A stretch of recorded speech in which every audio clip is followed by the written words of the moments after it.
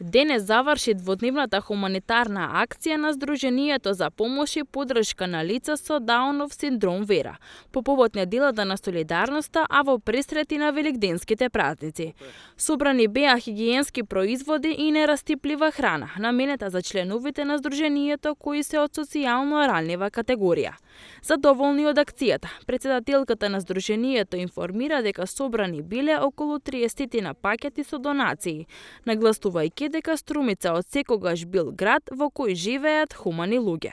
Тоа беше и идејата, значи да се помогне на нашите членови кои што живеат во семејство со социјален ризик.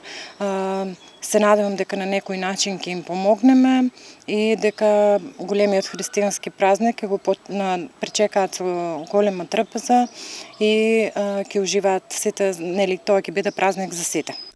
Наредна акција од Вера ќе биде изложбата на слики по повод 15 години од постоењето на Сдруженијето, најави председателката на Вера Туфекчиева Анче.